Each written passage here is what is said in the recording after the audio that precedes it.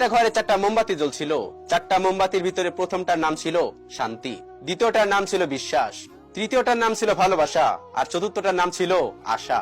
তো জ্বলতে জ্বলতে হুট করে শান্তির যে মোমবাতিটা ছিল সেটা নিভে গেল। এখন বিশ্বাসের মোমবাতিটি বলছে, যেখান থেকে শান্তি চলে গেছে সেখানে বিশ্বাস থেকে আর কোনো লাভ নেই, আমিও নিভে যাব।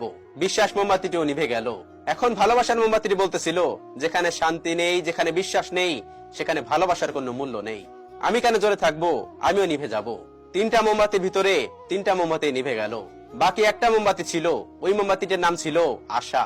কিছুক্ষণ পরে ওই ঘরে একটি ছেলে আসলো। ছেলে আসার পরে দেখলো তার 4টা মোমবাতির ভিতরে 3টা মোমবাতি অলরেডি নিভে গেছে। তখন সে চিন্তা করলো কি করা যায়। তখন টুপ টুপ করে জ্বলতে থাকা ওই মোমবাতিটি তাকে বলল যে তুমি চাইলে আমাকে দিয়ে এই 3টা মোমবাতিকে আবার জ্বালিয়ে দিতে পারো। আর ওই মোমবাতিটির নাম ছিল আশা। তো ওই ছেলেটি ওই আশা নামের মোমবাতিটি দিয়ে শান্তি, বিশ্বাস ও ভালোবাসা 3টা মোমবাতি জ্বালিয়ে দিল। তো এই গল্প থেকে আমরা কি শিখলাম? জীবনে শান্তি থাকবে না, জীবনে বিশ্বাস থাকবে না, ভালোবাসাও থাকবে না, কিন্তু কখনো আশা ছাড়া যাবে না। এই আশার দৌড় অনেক দূর পর্যন্ত। এই আশা দিয়ে আপনি অনেক কিছুই করতে পারবেন। কখনো আপনি আশা ছাড়বেন না। কি হয়েছে, কি হবে আর কি হয়েছিল এগুলো কখনো চিন্তা করা যাবে না। জীবন থেকে আশা কখনো ছাড়া যাবে না।